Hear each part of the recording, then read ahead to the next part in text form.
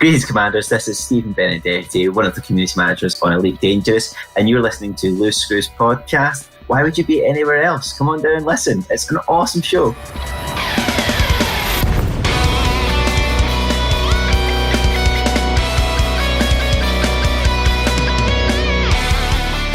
Hey guys, it is July 16th, 2020.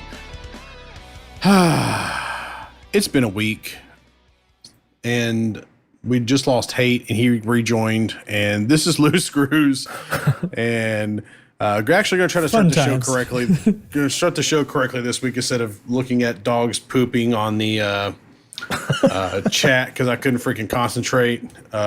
Anyway, this is Loose Screws. I'm your host, Ty Worsham, and with me are my. We gotta get a name for us. Like we gotta get like the quadro. The quadro. Fucking jig. Back with the gifts again. There's now an Elmo. anyway. So, got our sound extraordinaire, Jay and Tracks. I gotta get my head right this evening. It's going to be one of those shows. How's it going this evening, bud? Oh, it's all right. It's my fault we're running late, but you know, important life things are happening, and who knows when that ends. So anyway, we're here. Yeah. Also got our community manager, Chig. How's it going there, bud?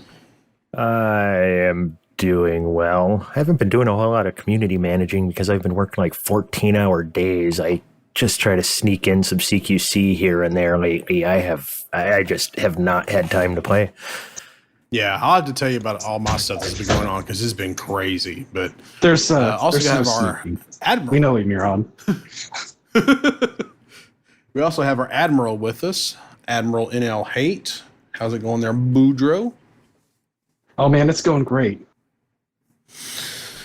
So I now work in an office where we have like 5 people with COVID. So they're all at home, and we have 3 other people that are at home right now that are awaiting test results. So we normally have a team of like 16, but between one guy's dad dying, all these people being out with COVID, and then normal diseases called strep throat, having people out, there's literally 4 people at the office. So I have been working my butt off and like everything else. It's been crazy busy. Oh, and I'm on call next week to kind of top it all off. But tonight was the first night I've gotten to log in to play the new patch. So it's been great. You know, good stuff. Yeah. Anyway, so yeah. What all you been up to there, Traxy? Yeah, I haven't played since the patch went in either until this moment. But I've been kind of following a little bit between work and stuff. I got a bunch of diamonds sold right before the patch went live. So anyway, I guess that was the right thing to do. But that's the size of it. Yeah. Well, we know a chick. A lot of not much. Hey, do what? A whole lot of not much. Sorry. Oh, you're fine. Oh, look at you, 95% champion, Chig. Now we would know what you've been doing.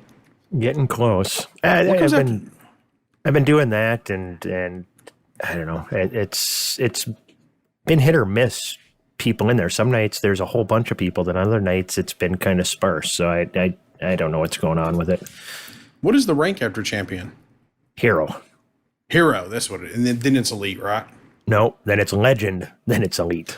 Oh, Lord. Yeah, you got a ways to go then. Right. Oh, yeah. I'm about a quarter of the way there, a fifth of the way there. Yeah, it's a long haul to elite for CQC. I'm telling you what we need to do is just get in a me and you match, and we just trade kills all night. And I want to do it legit. I guarantee you some of these people did that. Like they were just in groups of just basically trading kills with each other to kind of help each other rank up. So yeah, I'd rather just have you in there and just kill you a bunch of times. That would work for me. Ah, man, I don't want to have to school you tonight, man. Don't make me school you. Oh, I'm barely awake. I'd rather have NL Hate get on an actual PC and come do some CQC with me. Soon, Yeah. TM. So how you been doing there, Hate?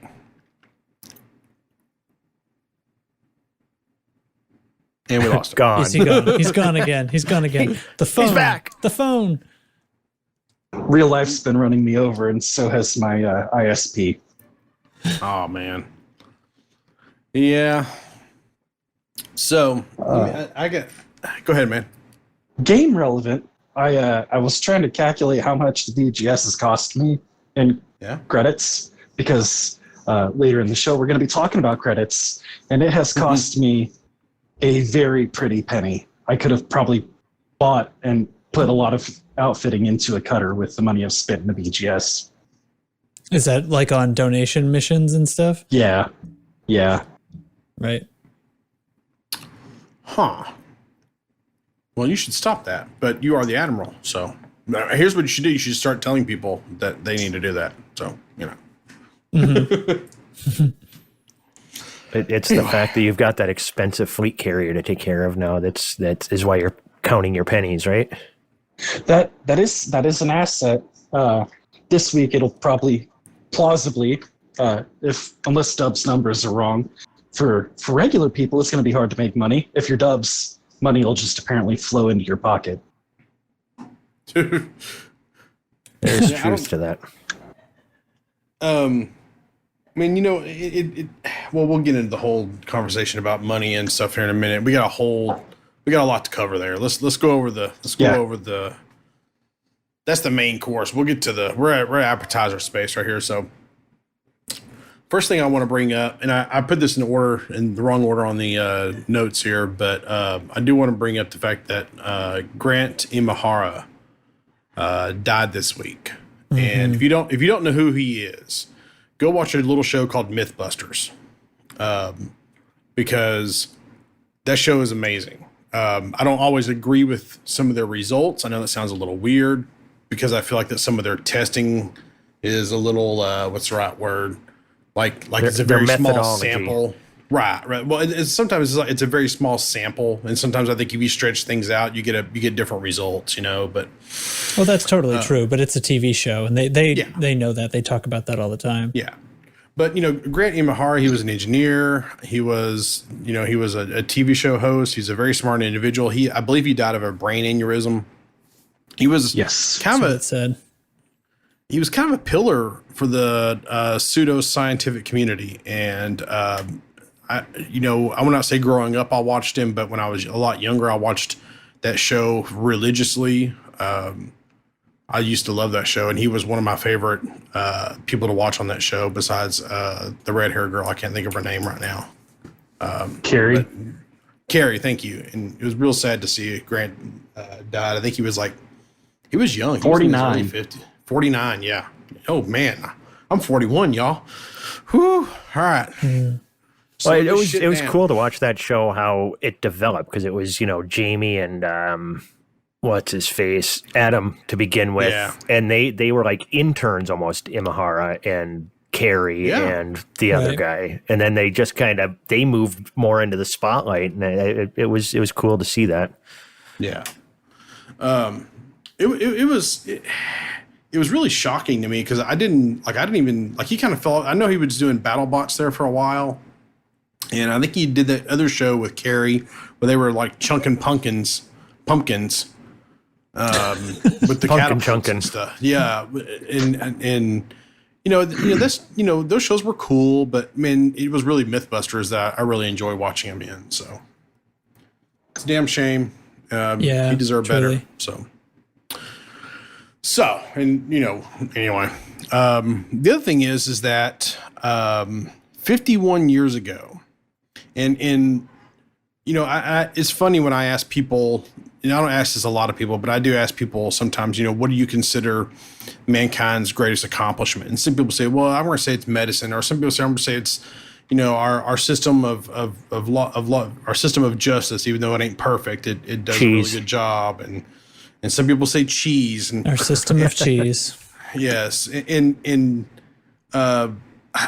it seems like just a few years ago, like when I was growing up, like in the 80s and 90s, everybody said the moon landing was the greatest accomplishment. Now there's so many people that are saying the moon landing didn't even happen, which is just absolutely ridiculous.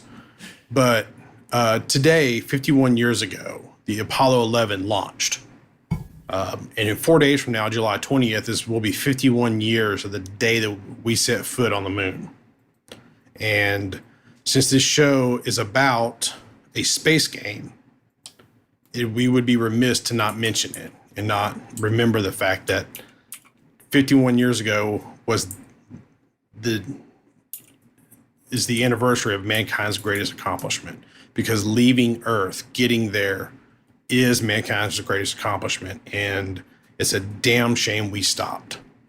And it's very short-sighted of us as a species to have stopped.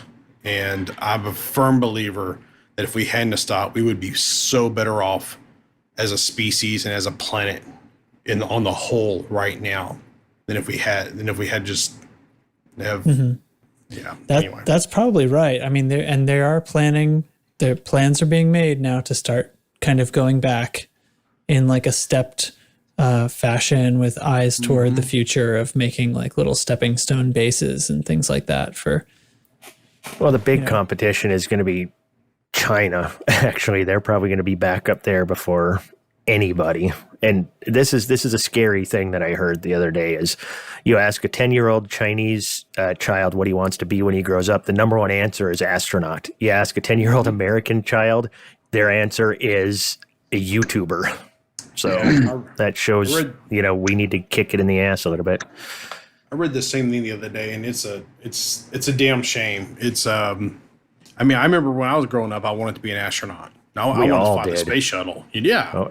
Yep. And until we saw one blow up. Actually, I was still on board even after I saw one blow up. I'm like, well, that's the risk.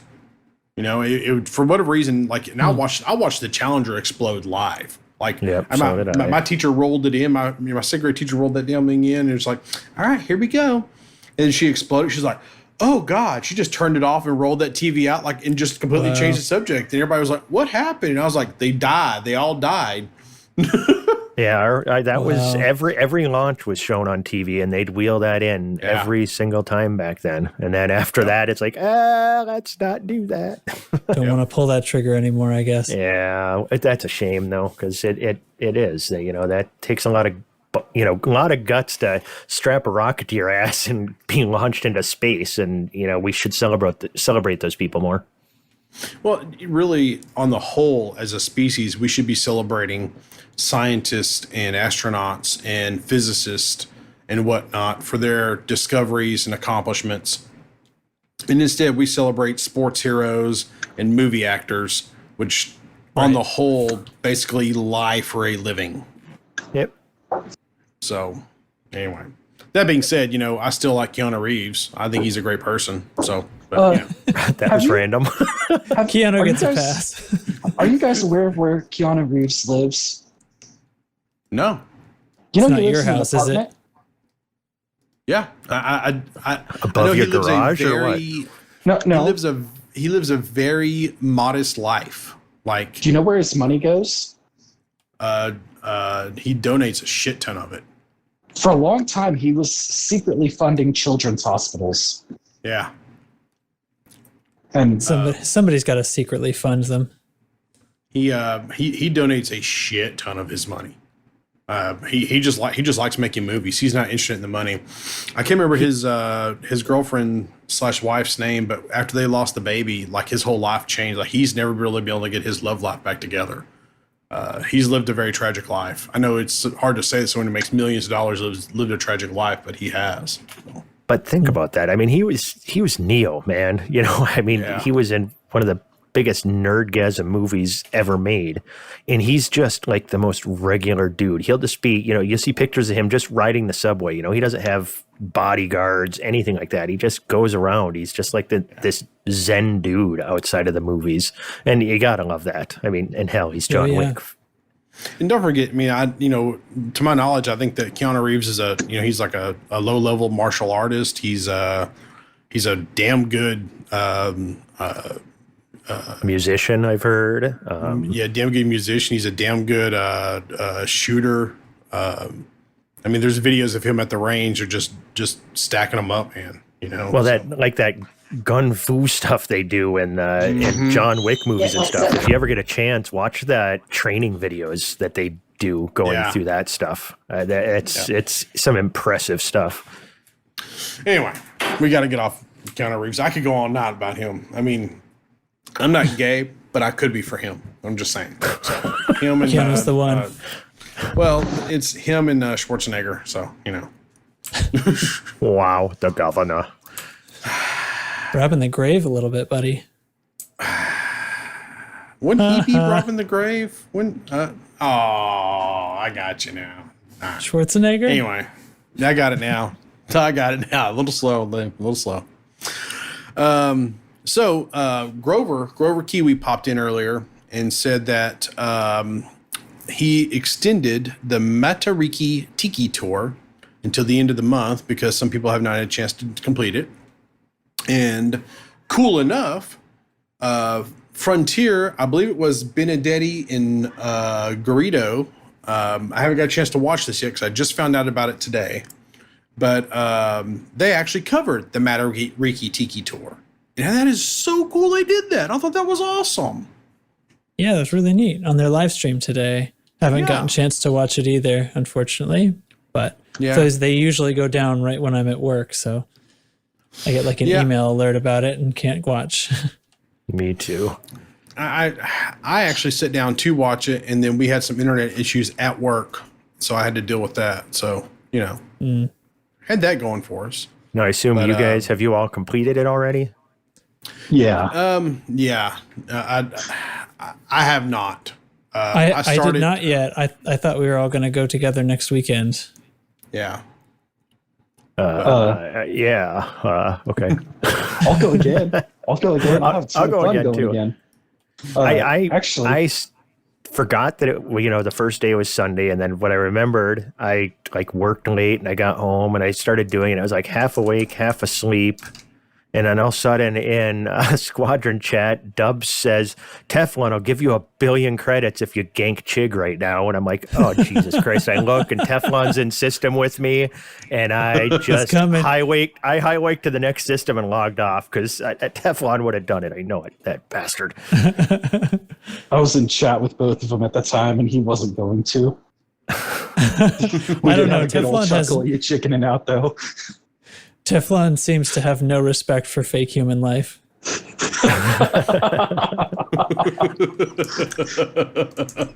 I think we're going to be talking more about that in a little while as well. Perhaps.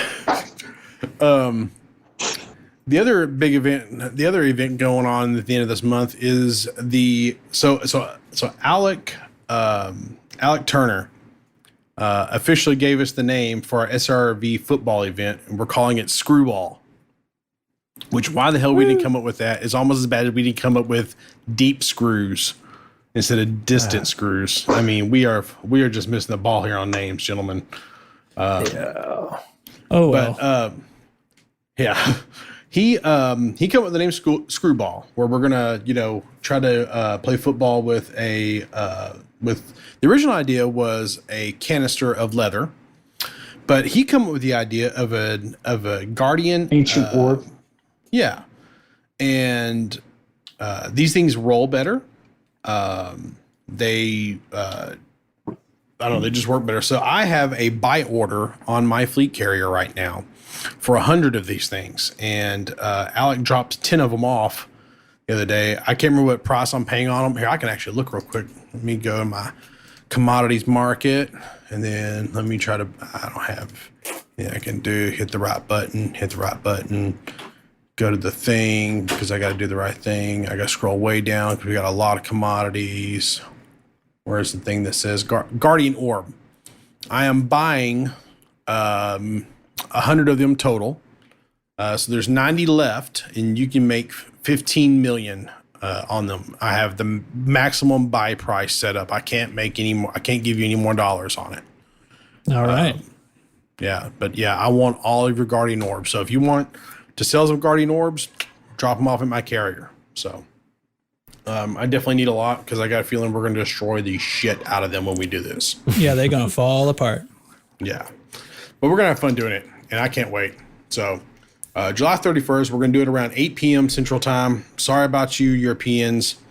I know it's late for you guys, but remember the next day is Saturday, so just stay up late with us. Yeah, it'd be fine. It'd be fine. Roll your own round 2 the following day. Yeah, I won't be. You may. Yeah, but they play more of a soccer thing. Yeah. And they don't want to play football anyway. But yeah. On a side note here, the Cowboys were smart and decided not to sign Dak, so that made me a happy camper. Because I think Dak's severely overrated. But anyway, that's a different story. If you want to know my opinions about Dak Prescott, message me, and I will tell you about Dak Prescott. But all I'm saying is his first 4 years stats are just a little bit less than the first 4 years of Andy Dalton, his backup. Just saying. So, Anyway, and Andy Dalton was actually hurt for about 6 or 7 games on his 4th year. So just put that in your little thoughts there. But anyway, I like Dak. Good guy. But anyway. Okay. Needless to say, just message me. How do you feel about Dak Prescott? Anyway, so next little bit of news here is Operation Ida is nearly done fixing all the stations. It looks like they have like 8 stations left here. 1, 2, 3, 4, 5, 6, 7. Yeah, 8 stations left. They have Hudson Observatory, Oracle, Bayo Landing. I assume that's Scott Bayo. Cavalieri, Lehman Legacy, Selene Orbital, Copernicus Observatory, Titan's Daughter, and I really hope they get this one fixed soon, is Artemis Lodge, because that is the asteroid base that I believe is closest to the bubble and is just like my favorite freaking asteroid station because it's real close to another asteroid thing and it's it's a beautiful station. So I hope they get all these things fixed. Cool. They finished Raymond Orbital already. Did they? Okay. Yes. So they must have done that just today. At 3:00. Okay, so there you go. Awesome. That's cool. So if you guys don't know what Operation Ida is, they've been trying to fix all the stations that were damaged by Thargoids during the last few Thargoid attacks. They've been at this for 6, 8, 9 months, something like that. Quite a while now. So it's kind of cool that they are getting near the end of it. It's going to be weird to look out on the galaxy map and not have damaged stations somewhere. But yeah, it's anyway. Man, I sure hope they bring back Thargoid incursions soon. Yeah. Well, I mean, for those that don't know and stuff, they hear repairing stations. How do you repair a station? Do you use repair limpets? Blah, blah, blah. But it's just delivering certain goods to the stations, right? But like mass quantities. Yeah. I've never actually done it, so I can't speak to exactly how to do it. So maybe I shouldn't speak. But what I do know is that you just drop off your goods at a specific place. And just like you sell goods to any other station or whatever, I think you just drop those goods to the, I think there's a person there that you drop things off to. But anyway. You sell it to the commodities market just like regular. But there's a super high demand for some pretty uncommon items like CMM composites. Oh. And they're usually, they're highlighted on the commodities board, right? Yeah. So you know what they're looking for, and you just sell them. And I mean, it's usually like 10,000 and more of certain items, isn't it? 66,000 for there lithium. We go. Yeah, it's a lot. Yeah, it's nuts. So I mean, if you ever want to get involved with something like that and be like, yeah, I helped repair a station, that's how you do it. I remember when I first started hearing about them, repairing stations. I'm like, how the hell do you even do that? But that's what you do, and people love the space truck, so that's how it gets done. Yeah, it'd be good to have all the stations up and running again before we get to Odyssey, because I got a feeling they're going to get decimated when we get to Odyssey. So, but anyway, I think there's definitely going to be some bubble-wide destruction for sure. But I wish that we had a bunch of burning stations again, so people could quit crying about the Fed rank. So that, it gets real easy if you're rescuing people. Well, there's a difference between the burning station and then like the broken stations. Like the burning stations, like you got to get people out. Like you land, you get passengers, and you get them out to the rescue ship. And then after that is done, then the station kind of burns itself. The fires burn themselves out or whatever, and then they put the station into like a repair state where you have to put all these materials onto the station to repair it. So, and they have like limited services while that's going on. Right. Like you might land at a station that normally has a repair that you can't repair. It also disables auto dock for our newer commanders. Burning stations do. Both burning and repairing. Really? Okay. Yeah. That's cool. That was the best part of doing burning stations, trying to rescue as many passengers as possible. So you're flying in there with the biggest ship you can, and you can't use a docking computer, and there's explosions, and you have to do it fast because your ship will overheat. Yeah, burning stations, that was one of my favorite things ever in this game. Yeah. Only ever done one once. Because there was just recently a few more popped up, like a couple months ago, and I flew out just to check it out because I'd never tried it before. I did my entire Fed rank for my Corvette on burning stations, just flying in with an Anaconda, just in and out, in and out. That was fun. Wow. Not that flying an Anaconda is fun, but you know what I mean. So this week, our Discord got boosted thanks to Awan. He boosted it up to... I don't quite understand how this works. But basically, he boosted it to level 1, where we get a little bit better audio quality. We get animated server icon, custom server invite background, all the little things. We can stream in high quality. I don't think I have the bandwidth to actually be able to do that, but because I live in the sticks. But anyway, it's funny. I live in the middle of a freaking city in a suburb, and I considered the sticks around here, but whatever. Anyway, so yeah, it's kind of cool that they did this, or that he did this. It was it's like $5 a month or something like that. And you get cool little perks to do this, and I don't really know what all it gives us besides that, but the better audio quality has definitely got to be helpful for some. So. Well, how do you go about boosting it? I don't even. I don't even know. If you look over at Discord up there where it says "loose screws" on the server at the very top left, if you click that little, circle icon out to the left. Got it. Yeah, and then you hit the boost the server, and then you give them dollars. And you're giving Discord dollars. You're not giving loose screws dollars. So, if we like this server boost thing, we might look into doing some sort of like fundraising thing we do to where we can pay for a whole year or something. We do it once a year, but anyway, we'll talk about that offline. But yeah, I think Gurr maybe someone else boosted it couple 3 months ago, maybe. I can't remember when. But yeah, sounds right. Yeah. But thanks to A1 for doing it this time, and whoever did it the first time, I'm ultra sorry I didn't mention it, but it is Gurr. It is Gurr? Okay, good. Well, yes. Thank you, Gurr.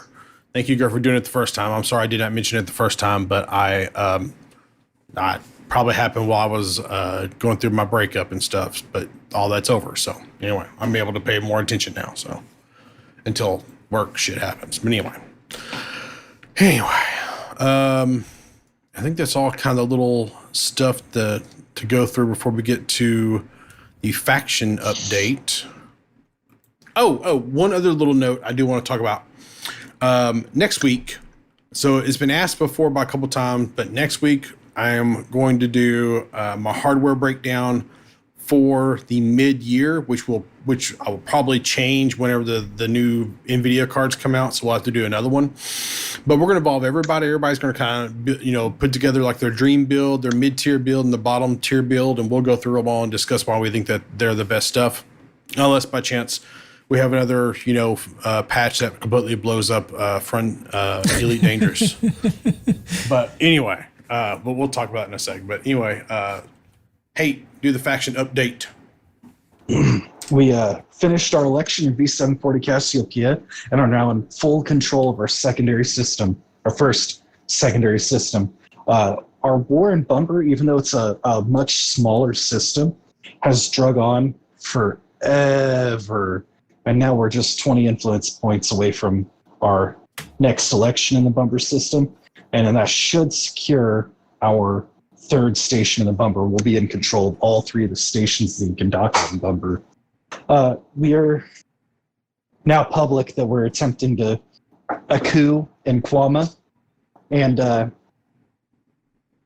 most people will have heard about whatever happens in Kwama before they get to this podcast, because it all hinges on the next daily tick at 5 a.m. Eastern U.S. time. Mm-hmm. But I'm on the edge of my seat recording this podcast, white knuckling missions. We've been collecting many notoriety points, violently failing some passenger missions, and doing just about everything in our power apart from full station lockdown. I don't want to yell, but I'm very heated at how slowly that Kwama has been moving. So what could I be doing right now to help out over there? Running missions for the Kwama Legal Ltd, but at the Daily Tick tomorrow, it will matter exponentially less. Okay, so I need to be doing missions right now. Yes. All right. Right in this moment. Shit, man, that's all you had to say. He says it in the orders channel. The orders channel, the standing orders channel, and general chat several times. Yeah. What server I yell was at the that community manager, get him to get me to look at this stuff. I will start cracking the whip. Thank you. So let me ask you this, Hate. I've been hearing like some chatter that the people are kind of thinking that there's someone working against us in Kwama. Is that what y'all are thinking? Or there is a fleet carrier whose owner I don't recognize the name of. I'm not at my Xbox right now. My Xbox signed into the game. It's in a neighboring system, but I can't see the commander's name right now. There is a chance that we may have someone working against us. It may be happenstance that we're just going slowly. Yesterday, I did see a stranger on Xbox. There are not very many people on Xbox playing Elite Dangerous, so when I see strangers, I take a very serious note of it. From the GANC squadron on Xbox, which is an Imperial-aligned squadron, whose home system is near Aisling Duval's home system, and I believe they're aligned with her. So I don't know what that person was doing in Kwama, but I have been attempting to keep an eye out for any other traffic that I see. Are we talking about Cheetah Labs? It wasn't Cheetah Labs. Yeah, that is the Strangers fleet carrier. That's the Strangers. That's the one I don't recognize. Yeah. Do we know what? So are they for sure on Xbox, or do we know what platform they're on? The person I saw on Xbox was not the owner of that fleet carrier. Okay. Well, we might want to reach out for them. They may not know that they're working against us. It might be a situation where, we can work together kind of thing. So we might want to reach out to them. But have Teflon go do some diplomacy. Oh my God, no. Yeah, no, that sounds legit, right? Bloody diplomacy. Man, don't get me wrong. I love Teflon, but his idea of diplomacy is shoot the SRV, shoot the SRV some more. Hey, that guy's being friendly to me. Shoot that SRV again. Pretty much. Anyway, that's right. So, before we get into the patch mayhem, we're going to do Chig Chat. It's Chig Chat. Yeah, that's a fact. It's Chig Chat. Where the cheese at? We here at Loose Screws never end a sentence with a preposition. I love that. Tracks, bad skills. Good God. All right, this week, Chig Chat, I've got a couple things I want to go over. One, going nothing really about in-game stuff. Going to get off that, talking about credits, because we will be talking about that in a little bit in the main topic. I just want to cover a couple things. Last weekend, sitting in Discord, I don't remember if it was Friday night, Saturday night, Sunday night. All the nights are streaming together. But I had a couple drinks. And that was a good crew in Discord. And my daughter was hanging out. She's going to be 13 here in a week and a half, and she starts, she knows everybody's names pretty much and everything else. And she decided to do an art project this week. I'm going to post in Chig Chat. And she drew, basically you could say avatars of all of the people who were in Discord that night. Now the name of this drawing is. I'm not there. No, I'll get to the apologies. I'll get to because she did say she felt bad that certain people were not in here because she knows that they're online all the time. And poor NL Hate didn't get in there. Teflon's not in there. Data, a lot of really normal regulars aren't in there. But those that are, she used like your little avatar, your icons, for your avatar. Characters. And based the drawings, the heads are based off of those. And of course, the title of this drawing is The Wedding of Ty and Chig. Why am I a girl? And well, she wasn't going to make her dad a girl. Yeah, she put you in the wedding dress. Trax is the DJ. You can Naturally. see A1 is holding divorce papers. Threefold has his arms thrown in the air saying why. The one there that is Dubs. I don't know if you could recognize it. That it's not the sloth smoking a cigar. Instead, he just looks like a dopey dude with his tongue hanging out, which I don't know, kind of fits his Dubs, I guess. And then the one marrying us is none other than Kai Zen, is who she put as the minister marrying us. So I thought I'd share that for everybody. And, she listens to the show every week, and I think that she liked that I brought that up. And she says that she is going to work on another one to get as many people from the Discord into a drawing, painting, something else she's working on. This one's more on a poster board. So yeah, she's active in our community, just nobody knows it. What do you guys think? She taking commissions? Yes. If you want to send money, she will definitely work on whatever you want. So one, she did a really good job on my little dragon logo because, I think that thing's hard to draw because I drew it in friggin' Photoshop, and I'm pretty proud of it. Two, I'm trying to figure out why I'm the bitch in this scenario. Oh, we all know. And it's because you're the boss. Okay. There you go. Three, divorce papers right out of the box. At least my marriage has at least lasted over a year, so, I know. It's good stuff. Well, here's another funny part of it is when she's doing all the avatars, she was getting annoyed and frustrated at Kai's because it's overly complicated, and she was doing it, and I'm like, well, did you get the dragon around the outside? She goes, dragon? What do you mean dragon? I go, look at it closer, and she goes, oh shit. I'm like, it was just too complicated. I said, yeah, he has a tendency to make everything complicated, so that's that's where that is. But that's one big happy family. I said she should do the wedding reception next, so that then she could get more people in there. That's now headcanon. Headcanon for sure. All right. I had to share that. No, that's super cool. If she does the big one, I want to put that on the website. Like we'll put a huge thing about it on the website. Oh, cool. The ISS is now visible. Thanks for alerting me, phone. Then making my whole desk vibrate because I thought someone was calling me. You're awesome. Way to go, phone. Very nice. So anybody who wants to see it, it is posted in Chig Chat, so you guys can go in and take a look at that. Now let's a little bit of actual chat this week. You know, when I first said I was starting Chig Chat, it was going to be, you know, smaller things, maybe off topic, and just something that, you know, I want to hear what people have to say about random stuff and get some traffic to the Discord, and, you know, I'll engage in conversation and stuff. But I was, you know, with my daughter's drawing, and obviously I realized how many hours I'm spending this game. If for her to spend time with me, she has to come sit next to me while I'm talking to you guys on Discord.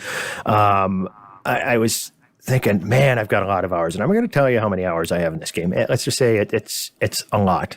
And I started thinking about, man, I've been playing video games forever, you know, like Metroid way back in the day, the original Metroid, you know, and you had to write down the code in order to continue. You had to enter that later, you know, how many hours I had in that, but it was nothing compared to, you know, modern games, you know, like Witcher, stuff like that. You get 50, 60, 70 hours, 100 hours, whatever. But now we're talking, you know, games, you know, that, you know, I've got thousands of hours in, and I was trying to think, you know, the top 3 games that I've ever played, the most hours I've sunk into anything. And for me, that comes down to 3. It's this, obviously, World of Warcraft, because I was, you know, a raider, you know, 3 nights a week, 3 or 4 nights a week, 3 or 4 hours a night, you know, back in the day, you know, through end of BC and Lich King and Cataclysm, you know, back then. So I had, you know, easily a couple thousand hours sunk into that game. And then the other one, StarCraft. It's funny that it's 2 Blizzard games, but man, the original StarCraft, I was a ladder fiend in that. I mean, I was playing that. And back then I smoked on top of that. And my finger, from holding a cigarette at the same time as working the mouse, my finger would get nicotine stained because the cigarettes would burn down so far. Oh my God. It was gross. That's kind of what I determined, that, man, I really should quit smoking. I'm not going to get lung cancer. I'm going to get skin cancer on my finger because it was just this tar covered nasty finger thing. But I mean, those are the games that, you know, I have just sunk so many hours into, and I just want to know, you know, hear what you guys, you know, you 3, your biggest time sink games were.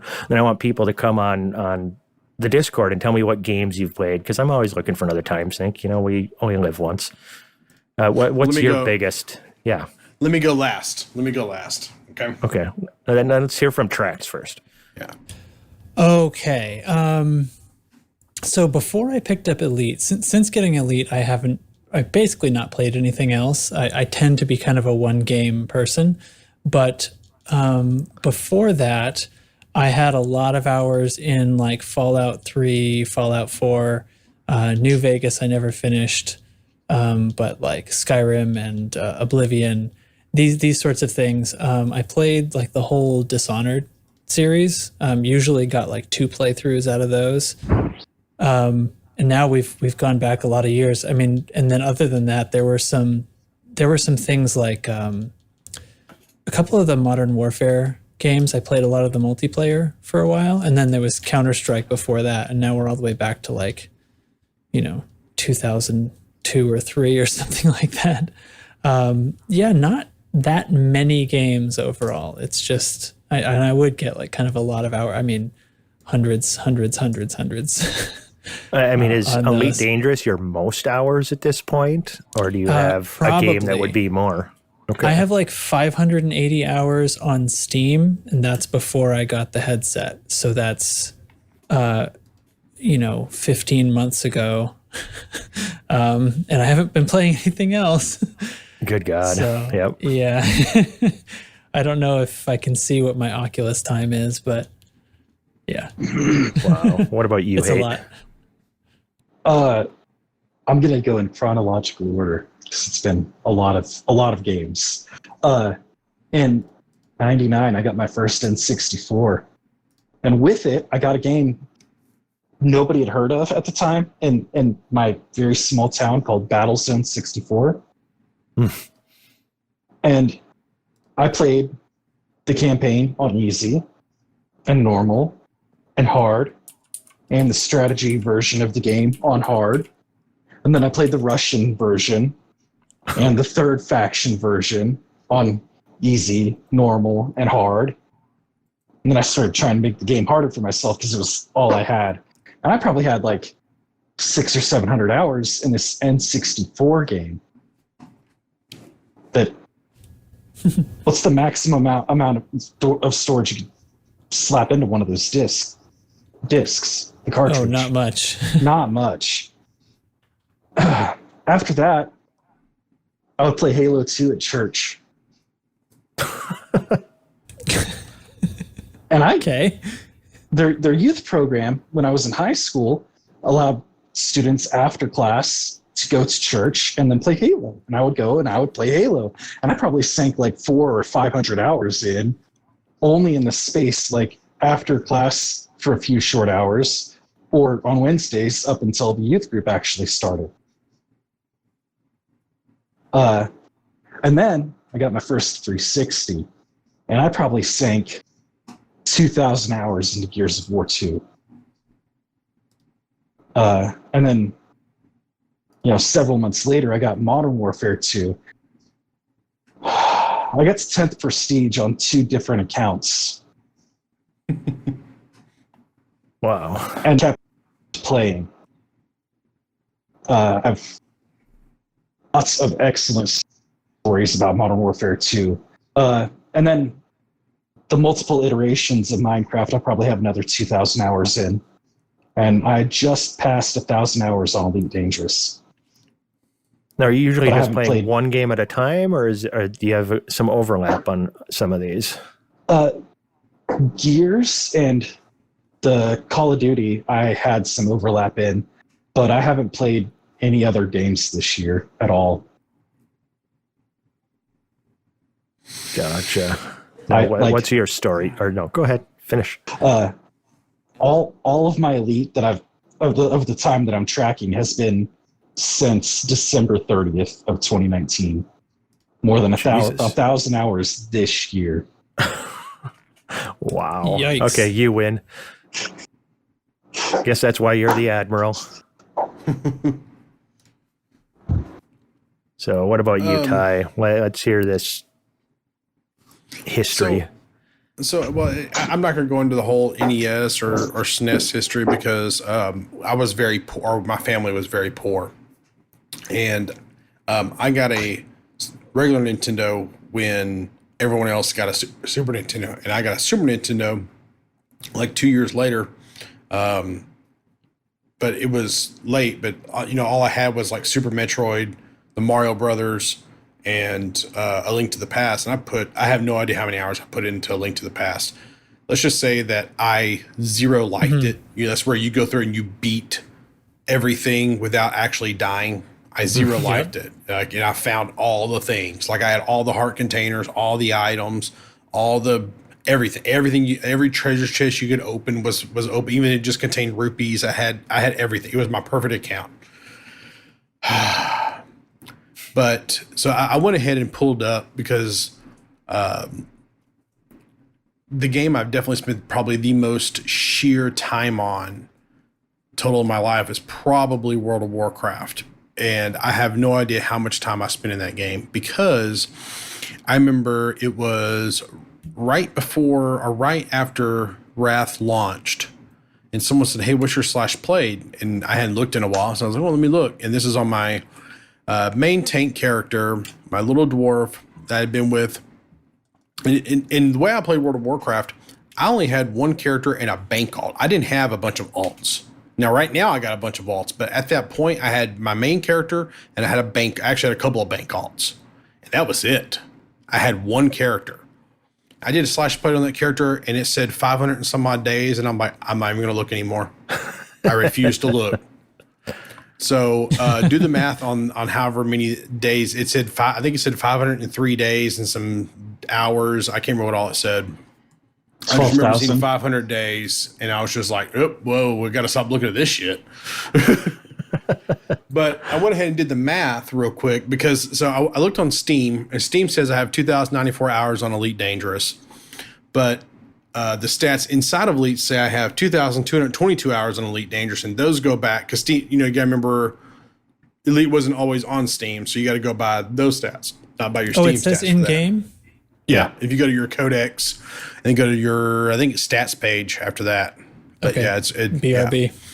Yeah. Yep. But just going down my Steam list here, it's Elite Dangerous is actually number 1 at 2,094 hours. And then it's Modern Warfare 2, which is funny because I used to do tournaments on that at 1,853 hours. And then it's Elder Scrolls at 1,401. And then there's all the Call of Duties are right around 500-600 hours. And just a plethora of like Assassin's Creed Black Flag, 182 hours. Dragon Age Origin, 156 hours. Divinity Original Sin 2, 153 hours. Batman Arkham Knight, how the hell I spent this much time with this game, I don't know. 139 hours. I may have a problem. I may have played too many games, y'all. No such thing. But anyway, yeah, it's kind of interesting to see how many hours I have spent playing video games. I rarely look at this because part of me gets a little depressed, and the other part of me's like, hell no, I had fun doing it. What are you talking about? Why would you be depressed about that? So anyway, after I hit that 1 year on WoW, I decided that I'm not going to do a slash play anymore. And now I have like a character. I have all the classes, but 2 right now that are max level. I will never do a slash plate on any of my characters ever again in that game because I don't want to know how many hours I've spent in just literally sitting there playing that game. So, and we'll never know how many hours of Mario Kart I've played because I played a lot of Mario Kart hours because that used to be Mario Kart and Rock Band used to be our party games. We get together, actually have a party, and we drink and think we were rock stars and race car drivers. So absolutely. Yep. Same thing. Yep. Yeah. 5 weeks, 4 days, 18 hours, 4 minutes. That's your elite. It says that's approximate, but it's giving it to me in minutes. So, All right. So what was your weeks? 5 weeks. So you got about 840 hours plus however many hours. So. Yeah, that's enough, right? How many weeks was yours, Ty? It's 13 weeks, but I did the hours out. It's 2,222 hours. So, but yeah, it's like 13 weeks and some change. So, wow, that's you guys are nerds. Well, speaking of nerds, we'll go through some nerd stuff real quick because so before we kind of get into the whole thing here, this next part of the show, we're going to talk about the patch that came out on Wednesday, which, by the way, Wednesday patches are weird. I don't like them. Do them on Tuesday, like they're God intended. I don't know if you guys know this, but one of the reasons why a lot of game developers choose Tuesday for their patches is because for whatever reason, at some point as a species, we decided that the slowest internet traffic day was going to be Tuesday. And we did not decide this as a species, but if you go look at all the stats, our internet traffic drops by like several tens of percentages on Tuesday. I've never understood that, but that's why a lot of people choose it because they're doing other things on Tuesday night. I don't know where the hell these people are Tuesday night. I can only assume it involves tacos, but be careful. The owner of that may send a cease and desist.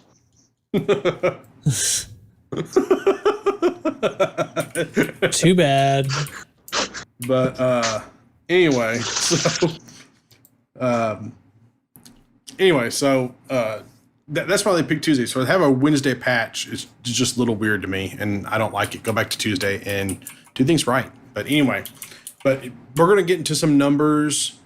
It's going to get a little thick in the weeds. So if you want to stick around and get in the weeds with us and make me confused because I get confused easily, cool. But if you don't want to stick with that, man, just listen to the show anyway because it's cool. So, all right. So here's the deal. Before we get into the deep of the patch, Stephen Benedetti posted that in August, we're going to get some Odyssey news. And they're going to release the first dev diary. So that come out today or yesterday.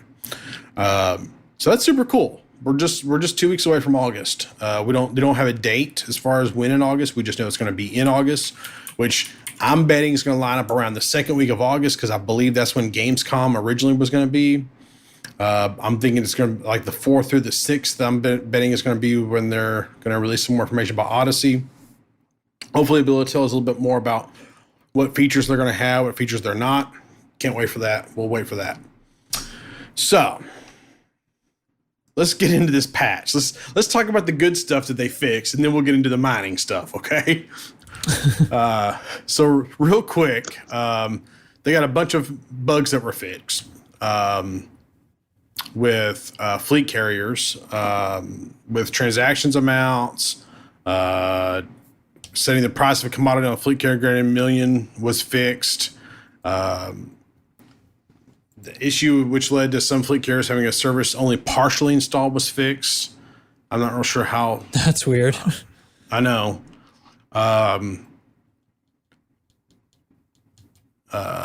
Anyway, just a bunch of fixes. They had a fix with ARC's issue, preventing featured options in store being selected. Fix an issue with hair options and avatars.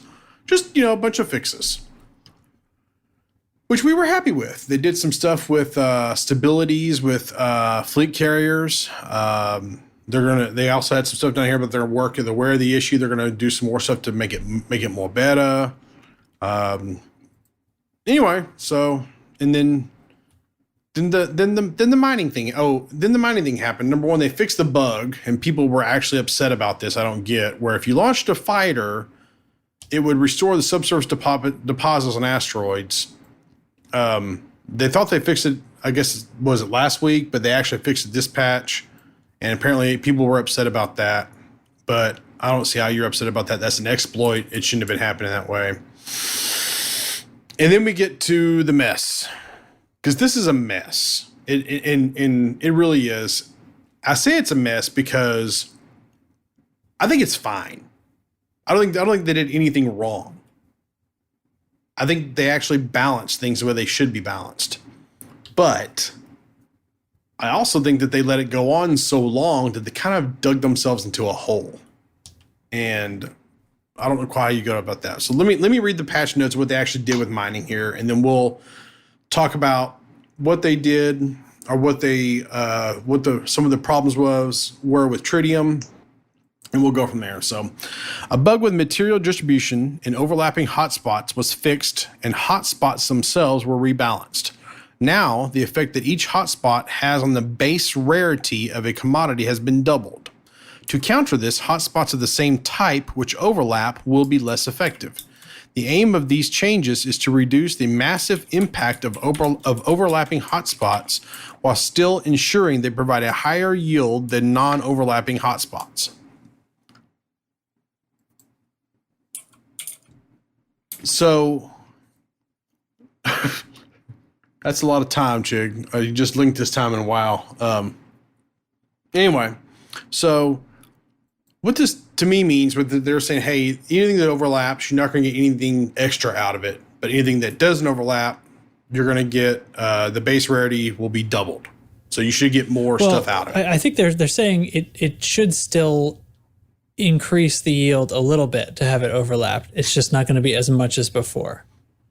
They said they specifically said like without eliminating the bonus from an overlap. Right. So this thing come out, and then one of the first things that people noticed was that tritium spots were basically nerfed beyond ridiculous. There's this really nice post here done by Commander Naughty, Gnauty, where he did some charts here about tritium and the rate at which you earn it. And he's part of the DSSA, and I believe he's out in the Arcadian stream trying to fuel fleet carriers. And basically he's noticed about a 70% reduction per rock. Yeah, per rock, as far as tritium goes. So I picked this post out because there's actual numbers here, and there might be some other people with numbers, but this was one of the few posts I saw that actually had numbers instead of people just complaining about it. So shortly after that, Arthur, the community manager, Arthur told me, posted, we are aware of the tritium issue. There will be information today about this. Please stand by, and we appreciate your patience and feedback. And then from Stephen Benedetti, today around, I guess this is around noon my time. He said, greetings, commanders. Thanks for your feedback on the latest patch. We understand that some of the changes had unexpected effects and want to address them. Overlapping hotspots commodity distribution. With patch 3, we implemented a change that was primarily intended to bring down the effects of multiple overlapping hotspots, especially on rarer commodities such as low temperature diamonds. We're currently looking at data from the live game to determine the actual impact that it is having, and we'll review this based on our projections. If the data does not meet our expectations, we will be making changes accordingly. Tritium. One of the most noted points of feedback we've seen so far is that the rarity of tritium has been negatively impacted. We'd like to make it clear that any negative impact on locating and mining tritium is unintentional, and the intention is for tritium to remain as accessible as it was prior to patch 3. Limited purchasing on fleet carriers. Fleet carrier purchase orders are now limited to a maximum number of 2 billion credits. This was omitted from the patch notes, and we apologize for any confusion this has caused. And the console players will get a small update tomorrow around midday. This update won't contain any noticeable changes, but lays the groundwork for future bug fixes. We've been listening. Appreciate all your feedback. We're listening and watching, and appreciate your patience and support. So it seems like they're going to fix the tritium issue, which I'm all for them fixing tritium, because it's fueling your fleet carrier. It should be relatively easy. Like, yeah, that was there should be some work involved. Right. There definitely should be some work involved, but I don't think it should be punishing. Punishing. That's the perfect word for it. But it looks like these hotspot changes to like LTDs and void opals and whatnot, it looks like that stuff's going to be staying. So what does this actually mean? Well, this actually means that the total price of a lot of the total value of the sale of minerals has kind of dropped. So LTDs, which were cruising around 1.5, 1.6, 1.7 million, just went and looked, and they are down as of, the time that we're recording this. Whenever you're listening to it, it might change, of course, but the time we're recording this, void opals are worth 1.3. LTDs are worth 1.3. Looks like they went up. 1.39 and 1.30, just right behind void opals. Yeah. And then you got benitoite, I can't say that word, benitoite, painite, muscovite, serendipite, grandiderite, and alexandrite, all above the 500,000 a ton mark. So all of this means is that it's going to be a little more, well, okay, we'll just say it. They nerfed mining. But mining needed a nerf. You shouldn't be able to make 500 million credits in an hour. So go ahead. I want to jump to the beginning because I was taking care of my son there and wasn't available to be speaking. Okay. A part of the nerf, because mining did need to be slowed down a bit, a part of that nerf was they patched that you can run commodities out of a station. And because I'm the BGS guy, I'm going to tie that to the BGS real quick. That only counts for every 10-minute market tick. Now, I'll come back to the tritium in a second. So you can still go to those high sell systems, but by the time you get docked and you're trying to sell, they might have filled their quota again.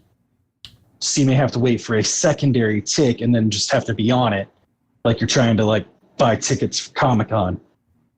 Right.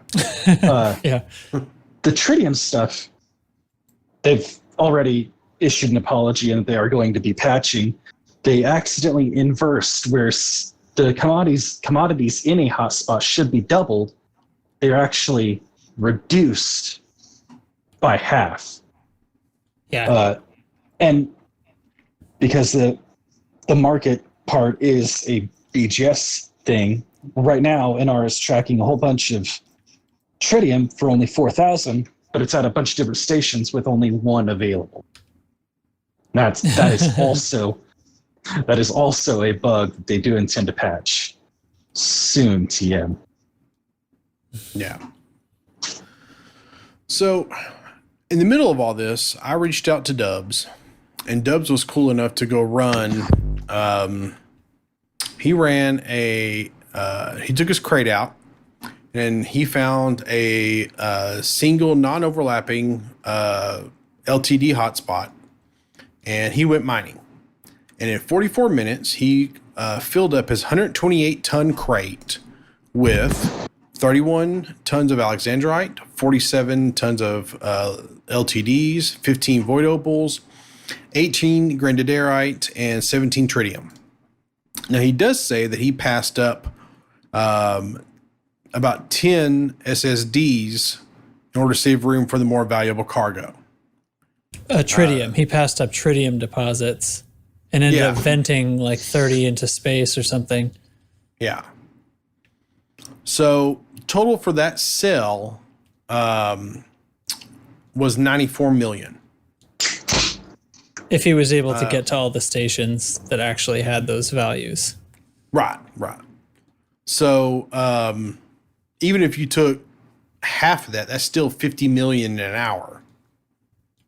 Which, if you have a fleet carrier and you have it completely decked out, that's over half of a weekly upkeep. So that's basically 2 weeks of upkeep. Yeah. So, and then you could actually, park these things and be smart about, store them in your fleet carrier and go sell them otherwise. If you don't have a fleet carrier yet, or if you're not looking to get a fleet carrier and you're just trying to get some money saved up, it's still possible to make some good money here.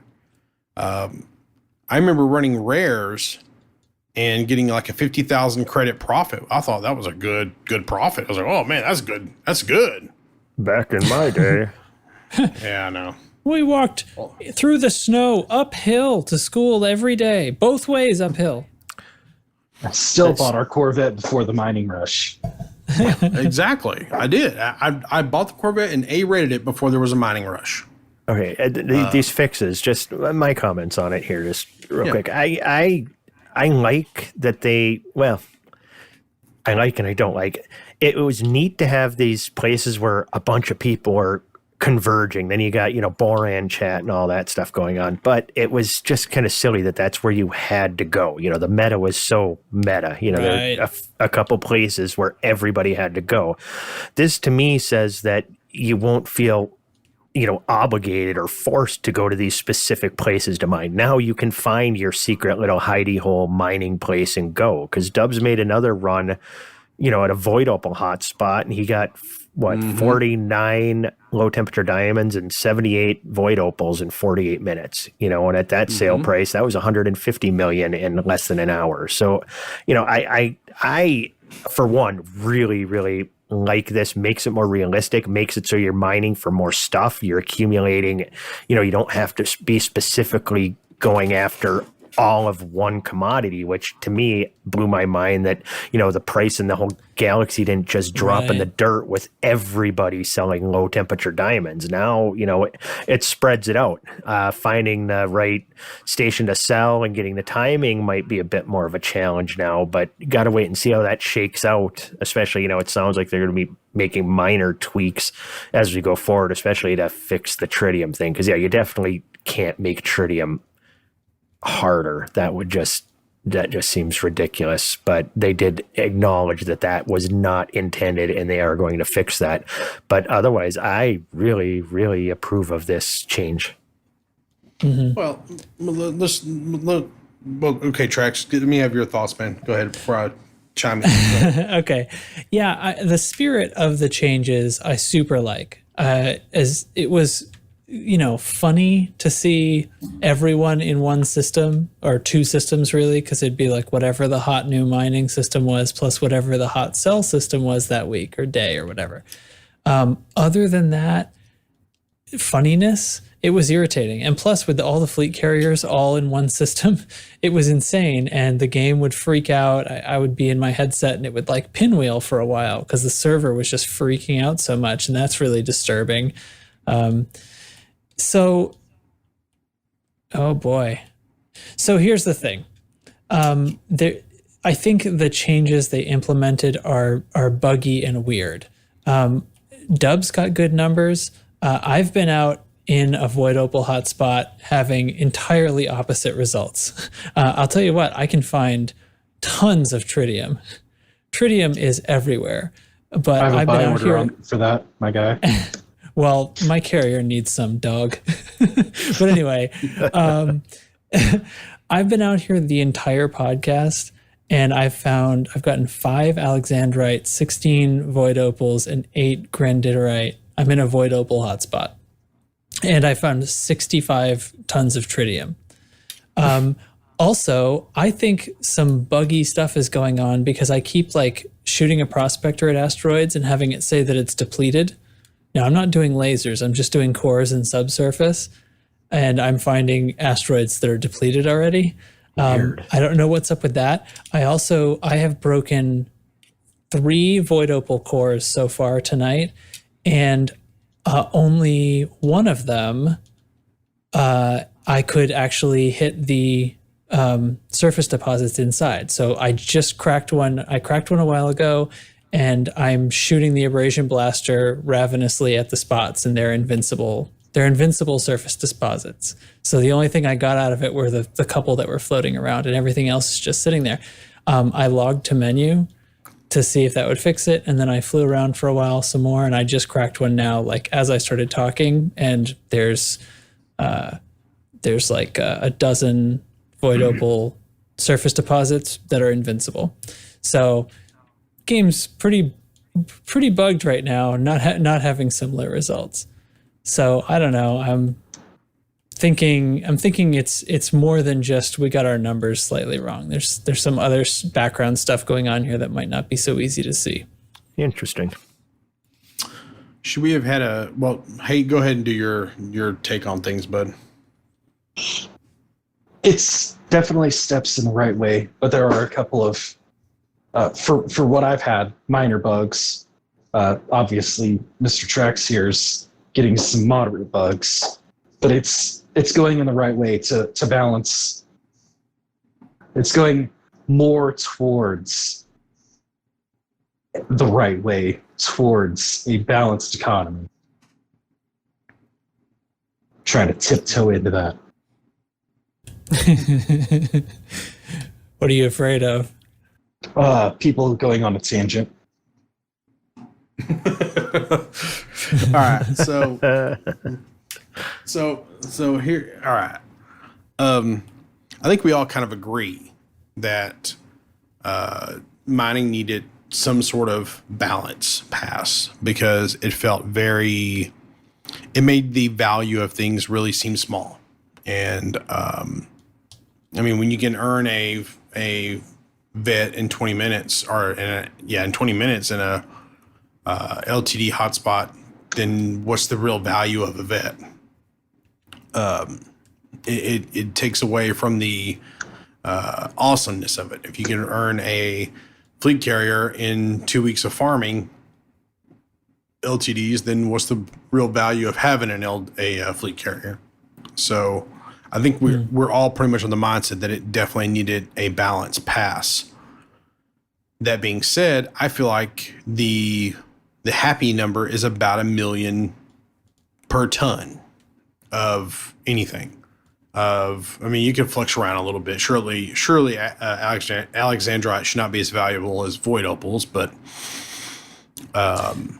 yeah. Well, I mean, it was the sort of the stated premise that the hierarchy of the mining, like the different things you have to do for mining, the complicated ones that require some finesse and skill and learning the mini game should pay better, right? Right. That was the stated goal. So it seemed like this was kind of moving in that direction, right? Because the thing that seems to be most impacted by overlaps is the laser mining. And that was kind of what was pushing it so over the top. Because if you're in a regular hotspot, even before, the laser was not going to be your best bet. That's not what was going to get you the money the fastest. It was the min-maxing of finding these overlaps. And so that's the goal of what was fixed. So, we agree, right? The goal of what they're talking about is correct. Yeah. You shouldn't need to be watching Netflix while mining. But,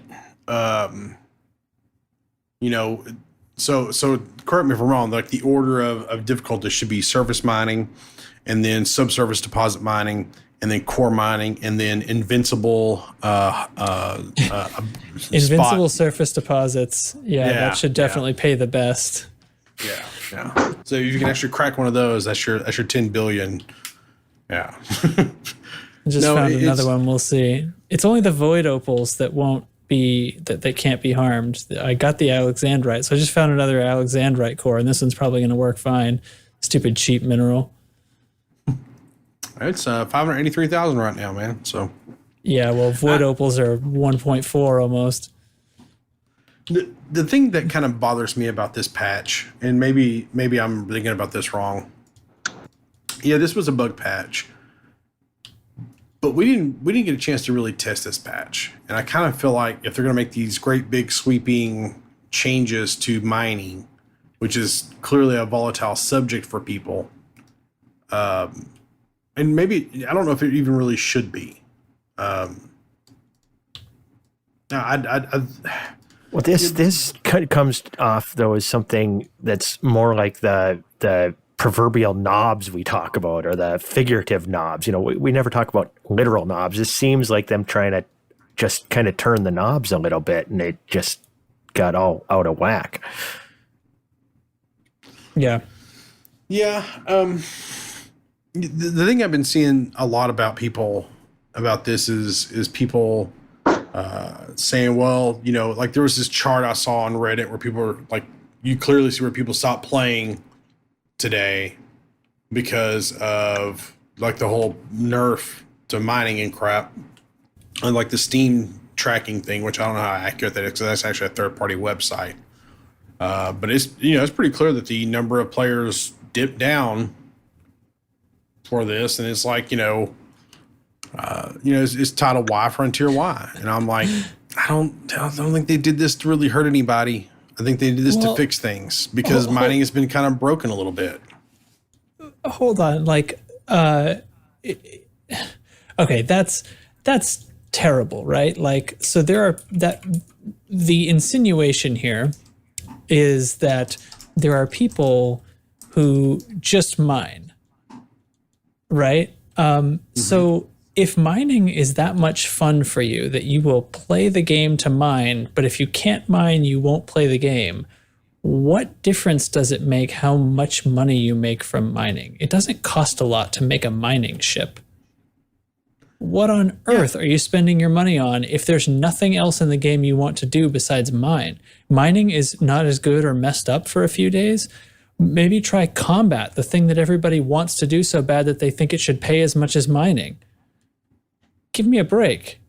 That's a ridiculous thing to say. I want to know who posted that so I can slap them in the mouth. And JN Tracks can be reached on our Discord at JN Tracks. Come at me, bro. That's a dumb thing to say. Well, I went and looked at the stats right now, and on Steam, Elite Dangerous is 71st as far as number of people online right now in the game. There's 7,000 people online on Steam in the game. And are these days? Yeah, these are days. So if you go look at the last 4 days, it has dropped. But I mean, that's not even a real thing, because that's like, we had an election this week. There's a bunch of stuff going on this week. So I don't know if you really even judge some of that. But You can clearly tell where Saturday and Sunday are because they spike up on the days, and the 5 little bars in between. I don't really even see this as a great big downturn. It looks like it's just kind of mellowing out a little bit.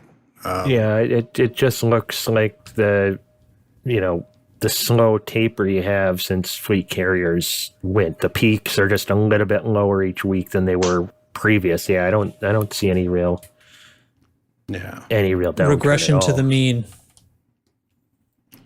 It's a little weird. The thing. My point with bringing this up though was that there's a lot of people saying they broke the game. They broke the game. They didn't break. Okay, maybe they broke the game like with bug wise, but they didn't break the game as far as like the game itself of mining. I mean, it's going to be a little harder. Yes, it's going to be a little harder. And I say, and harder is not even the right word. It's going to take a little more time. Yeah, it's going to take a little more time. But it doesn't mean it's broken. It doesn't mean it's not going to work. It doesn't mean it's going to be horrible. It's just different. It's just going to be. I mean, God. I mean, it took me about 6 months of running missions and running cargo to get enough money to buy a freaking fleet or buy a freaking Corvette back in the day. I couldn't even A-rate the damn thing. I didn't even have enough money to buy the rebuy on it. But I mean, that shows how messed up mining was, though, is credits were that easy. I mean, we're all pitching in, billions to help people buy, well, hundreds of millions anyway. I think I, donated 1.6 billion last week, 1.7 billion to help a couple people get fleet carriers just because I could, and Dubs is out there donating just tons of credits to people because he's out mining and he was making, 500 million credits an hour. It just, credits didn't mean anything. They needed to adjust it. To be fair, Dubs hasn't given out very many credits. He's just handed out whole loads of diamonds. Yeah. So Dub's contribution has just dropped in value considerably. Yeah. Damn it. We're going to have to go yell at him. Quit being so cheap. God. Yeah. F Dev, stop making your patches make Dubs look like a chump. Yeah. Damn it. Dubs is going to hunt you down. It's I'm the first one that usually will criticize someone if they did something that I don't like or whatnot. But man, this mining stuff has been going a little crazy for quite a while. And FDev has a number that they are aiming to get as far as like the rate of income. They have a rate of income that they're aiming to get, or they're aiming for people to be able to earn. And they're trying to set it at that. That's what they're doing. And it's okay if it's a process. Yeah, it's in all of this crap is, they're preparing us for Odyssey. That's what they're doing. And maybe not us, but maybe they're preparing things for Odyssey is what they're doing. And I don't know. I just think that I feel like pictures like this where they have like the Nerf logo over a bunch of ships shooting up freaking mining core or surface mining. Yeah, surface mining should be nerfed. It's too damn easy. It was terrible. Yeah, who thought that was fun? Ridiculous.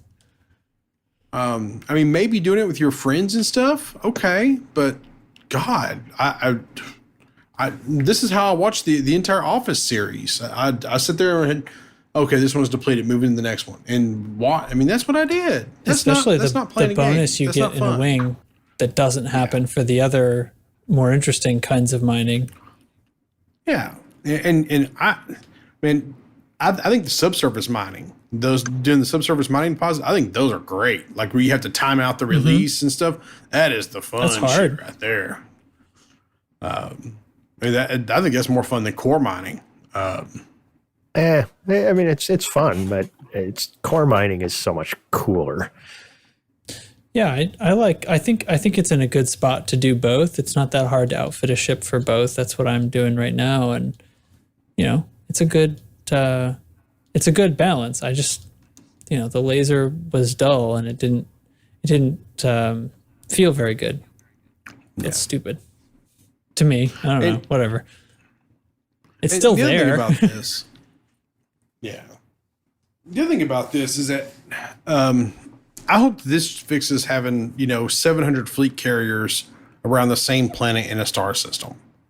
I mean, I looked out at that HIP 4351 hotspot and got a parking spot early, and man, I didn't want to leave the parking spot. Like, I had a great parking spot. I told you I was parking. I was the asshole up on the curb of Walmart.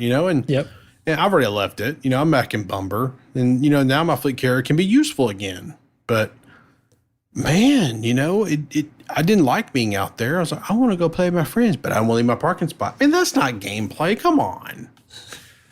I mean, that's another thing that I hope that this does get carriers spread out around the galaxy more. And when you have, high prices at enough different stations that everybody isn't going to the same station to sell to, because it was ridiculous. I everybody has to admit, when you looked at a system map and there were so many fleet carriers, it was just asinine.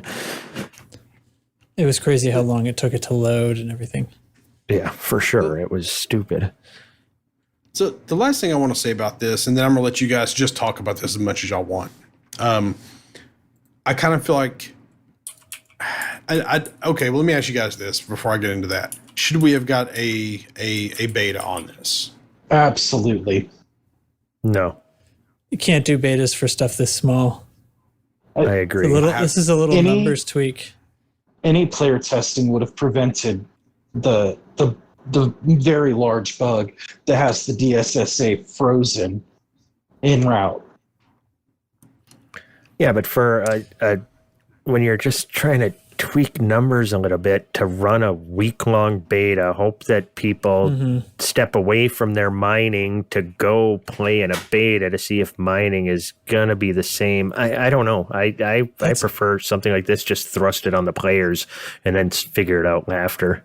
It's hard. Imagine the resource sink of setting up a beta. This is weeks of dev time. Imagine that. So between now and Odyssey.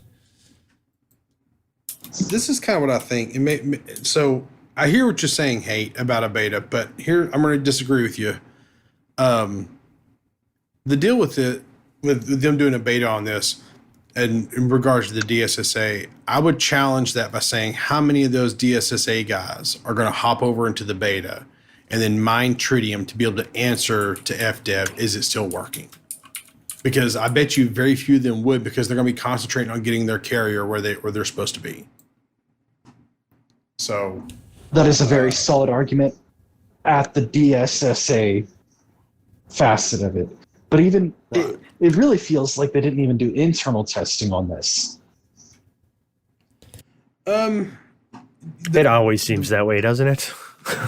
The thing I'll say about that, because I've actually asked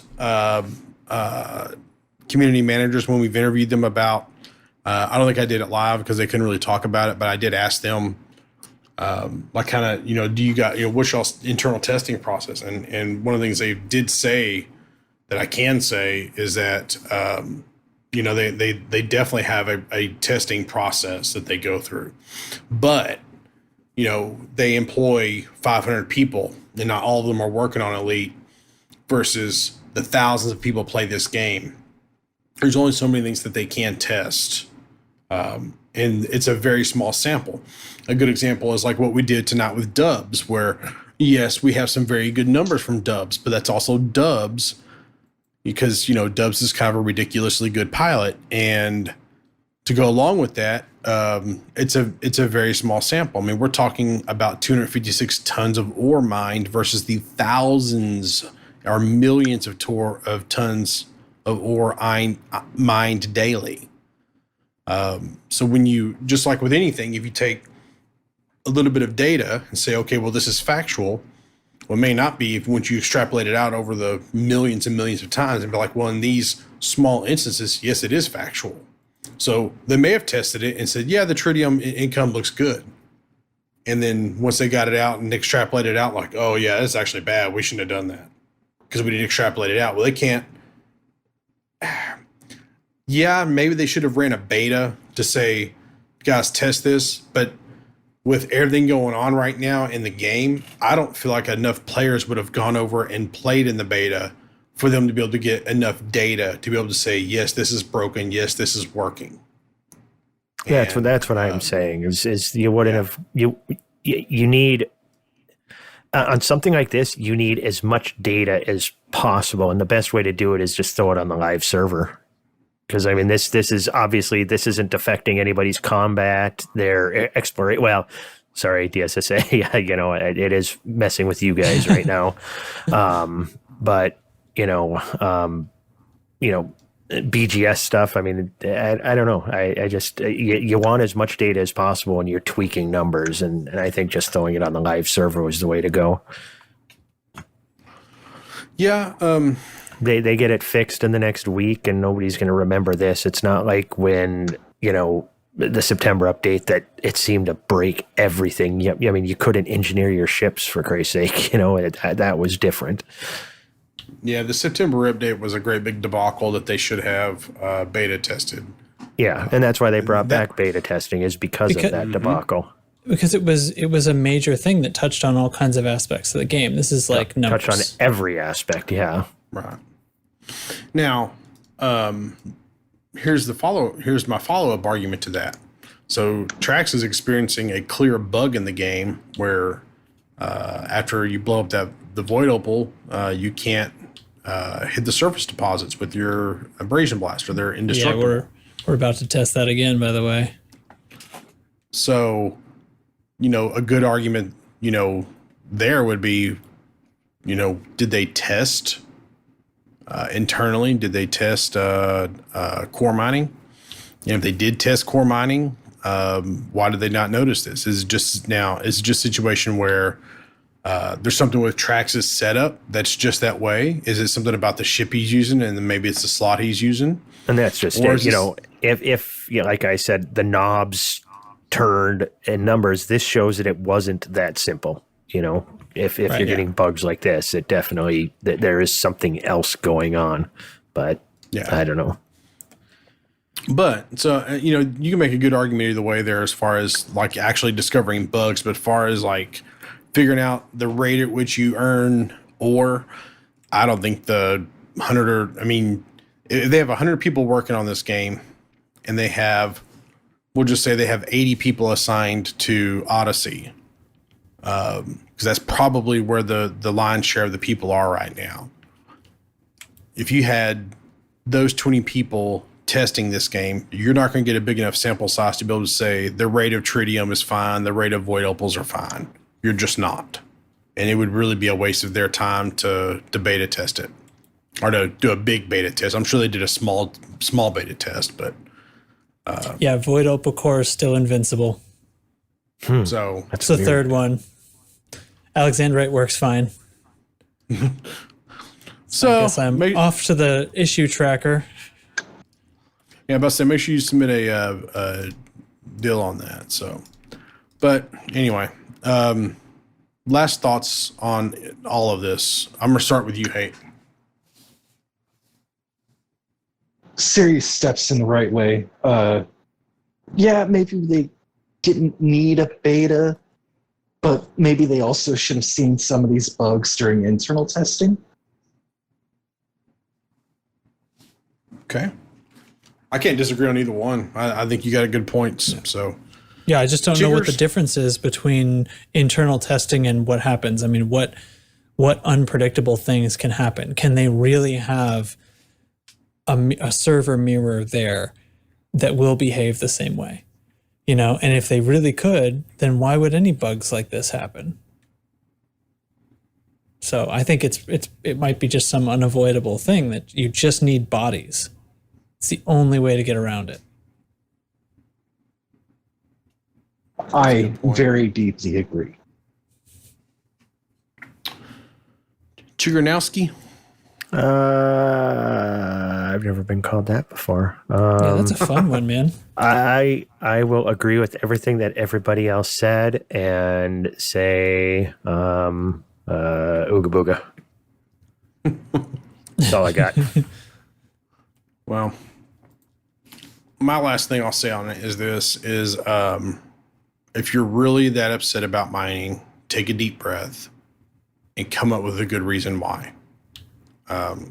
Because if you can't see that, aside from the tritium thing, because I agree with people on the tritium thing, but aside from the tritium thing, if you can't agree that balancing or that mining needed a balance pass of some kind, and I still think it could probably do another balance pass. I think that what they've done is fine. I might change my tune whenever I actually have time to go start to mine and then realize I'm going to be broke in a year. But I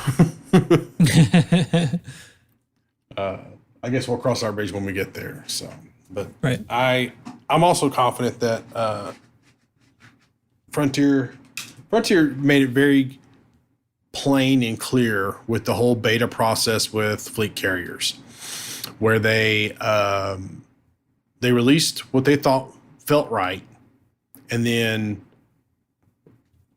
they listened. Players played with it. They said, "This is a mess. Please don't."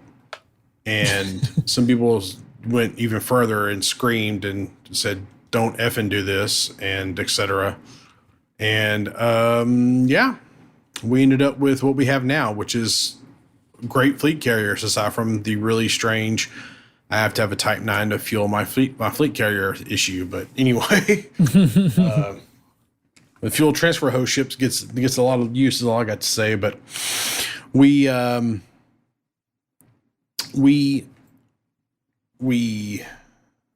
had to look at my phone there. Sorry. We tend to freak out over nothing sometimes as a society, and maybe the sky's not falling because they've adjusted mining a little bit. Maybe things aren't as bad as people think they are. And I think that we just need to kind of calm down. If you come up with a very good reason as to why the mining income needed to stay where it was, besides I just wanted the money, and if there's like a good reason, like you can say, hey, this is better for the economy and the game economy, and here's the reasons why, and it's better for Frontier as a company, and here's the reasons why. Man, email us, talk to me in Discord, let us know, message me in Discord, and then, like I said, I'll read them and we'll talk about it. We'll bring this back up next week and we'll go through it, because if you got a good argument besides I just liked having that much money, I bring it on. I would love to know it. So anyway, that's all I got. Chig, you have a note down here for Judas Priest? I actually there's two little tidbits. You know how I like to throw a little pop culture crap in there? It's usually movie anniversaries and stuff. This is just like a dead week in history for movies, apparently, because there was nothing too interesting that came out this week. So I started looking for something else, and I had seen the Apollo 11 launch was today, and I was going to mention that, but you beat me to that. There were a couple little things in music history that were interesting on this exact date. One, this one's kind of funny. In 1996, the Sultan of Brunei, for his 50th birthday party, paid Michael Jackson $15 million to throw him a concert. He let 60,000 people attend it for free.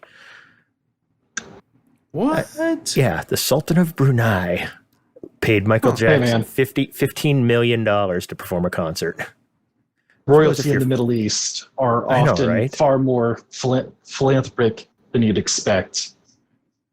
Yeah, that's I found that interesting. And the other one was in 1990, Judas Priest went on trial. Their trial started today. They were being sued for causing the death of two teenage boys who had entered a suicide pact because of subliminal messages hidden in the song "Better by You, Better Than Me." The case ended up getting dismissed. It ran for over a month before it was determined that it was just an accidental recording oddity. There were no subliminal messages. Interesting. Do you know how to put subliminal messages into recordings tracks? I know how I would attempt it. Oh, all right. I've never tried to do that before. So you need to get a subliminal message into our podcast mentioning come to the Discord. No, buy merch from our loosescrewsed.com merch store. See, you're always thinking bigger than me. I like what he said. Do that instead. Right on. So then from there, I guess I'll just shoot right into the cheese because then we end up rambling after that anyway. Well, actually, I had one quick thing I want to mention. So, next week on July 20th, there's two big things happening. One, July 20th is the 51st anniversary of the moon landing, but also that day is Saturn's opposition. Now, if you know what the opposition of a planet is, it's when the Earth flies between us, like a larger planet and the sun, and the planet is closest to Earth and it's brightest. It's like it looks really bright because of the way the sun and the Earth and all that cast on it. Well, I guess it doesn't really cast on it, but anyway, the way the sun casts on it, it looks really bright. So if you've never seen Saturn through a telescope, you can see the rings. Like even with a cheap telescope, you can see even the good pair of binoculars, you can see the rings. It's amazing. It's close as I've ever had to a religious experience. The first time I saw it through a telescope, and you can see the rings, and it's incredible. So next Monday, July 20th, at 2200 UTC, that is when the opposition will be perfect. That is it'll be visible all night. It's when it'll be at its best. Take some time to go out and see it. I've already got plans to go do it with a girlfriend's daughter. She had never seen it before. She's 15. She saw it this week for the first time. She completely freaked out.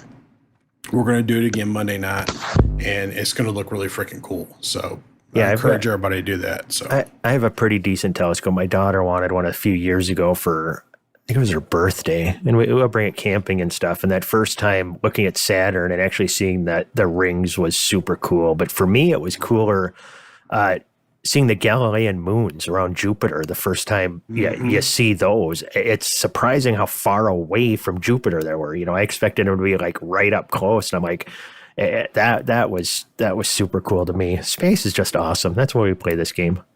Mm-hmm. Yeah, the opposition to Jupiter happened on the 14th. So, but Jupiter still looks really bright right now. Like you should definitely go try to see it. You can see the Jovian moons. You can with a good telescope, if you time it out right, you can actually see the shadow of some of the moons on the surface of Jupiter. And you can it's a trick. If you look at the time, I can't remember what the time it is, but if you time it out right, you got a good enough telescope, you can actually see the big red spot. So anyway, that's all I had. Do the cheese chat thing, man. Do the cheese chat thing. All right. This week, I'm going with Gouda cheese. I'm going with this because somebody brought up Gouda in Chig Chat over the course of the week. And I'm like, God damn it, I do love Gouda. And he mentioned a Dutch spiced version, and I'm like, I don't even know what that is. And apparently it's seasoned with cumin. And that's one of those things like SpaceX to me. You can't say something tastes like cumin because then people think you're a cannibal, most likely. But Gouda is definitely an amazing cheese, and you can get it in a smoked version or apparently one that tastes like cumin. And go enjoy some Gouda this week. Stay cheesy, everybody. All right, that's about all I got for this episode. Trax, you got anything else, buddy? Nothing at all. Nothing at all. Try not to lose your head. Yeah. Hey, you got anything else, man? Don't fly without rebuy. Has mining fallen that far that we're worried about rebuys again? There are some new commanders that may. Yeah, there's some commanders that have purchased a fleet carrier recently. They're scratching around going, man, you got any more of them credits? like that. Wow, like Dave Chappelle. Yeah. Nice. All right. I'm into the show. Yeah, that's it, y'all. We'll see you guys next week. Bye-bye. Okay.